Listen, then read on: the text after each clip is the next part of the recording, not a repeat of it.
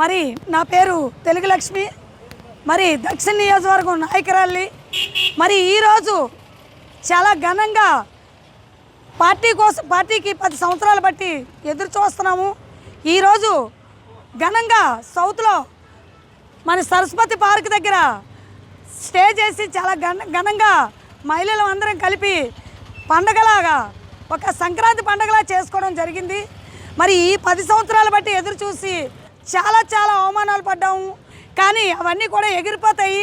ఎందుకంటే మా అధినేత పవన్ కళ్యాణ్ గారు ప్రతి ఒక్కరి ప్రజల్ని ఆల్రెడీ అసెంబ్లీలో అడుగుపెట్టిన కర్త ప్రజల కోసం వెళ్ళి ప్రజల్లో సమస్యలు తెలుసుకొని వాళ్ళకు మంచి చెడ్డలు తెలుసుకొని అవన్నీ రాసుకుంటున్నారు.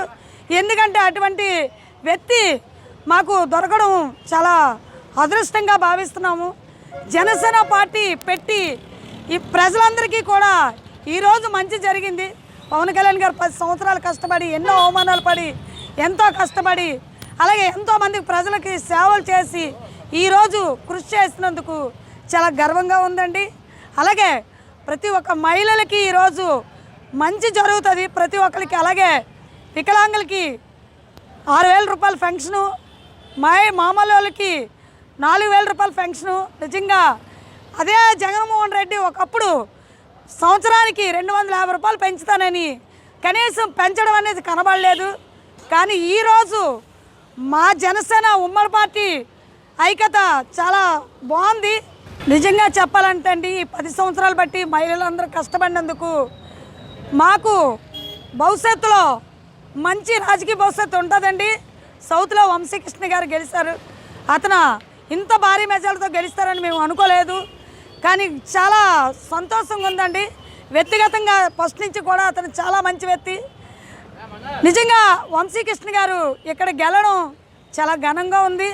అలాగే వంశీకృష్ణ గారు ఇప్పుడే కాదు, గతంలో నుంచి కూడా వేరే ప్రభుత్వంలో ఉన్నా సరే పేదవాళ్ళకి సహాయం చేసే వ్యక్తి.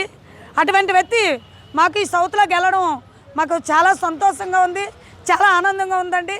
అందుకే ఈరోజు సంబరాలు చేసుకోవడం జరిగిందండి. ఆ పాత్ర నేను ఏ పాత్ర ఇచ్చినా సరే పవన్ కళ్యాణ్ గారు కష్టపడి నీకు ఈ పోస్ట్ ఇస్తానమ్మా అంటే అది నేను అంగీకరిస్తానండి.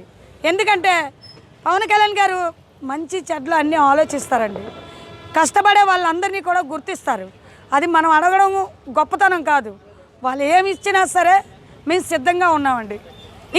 ఇంకా పార్టీకి కష్టపడడానికి ముందుకెళ్ళడానికి ఇలాగే మాలాగే ఇంట్లో ఉన్న మహిళలందరినీ కూడా పిలిచి మోటివేషన్ చేసి ఇంకా మహిళలు తీసుకురావాలని మా ఆలోచన అండి. ఇంకా మహిళలందరినీ కూడా ఈ పార్టీలోనూ తీసుకొచ్చి ఇంకా జాయిన్ చేయాలని మా ఆలోచన. ఏదన్నింటిది నాకు ఎన్నో కోరికలు ఉంటాయండి. వాళ్ళు ఏది ఇస్తే నేను దానికి సిద్ధమండి.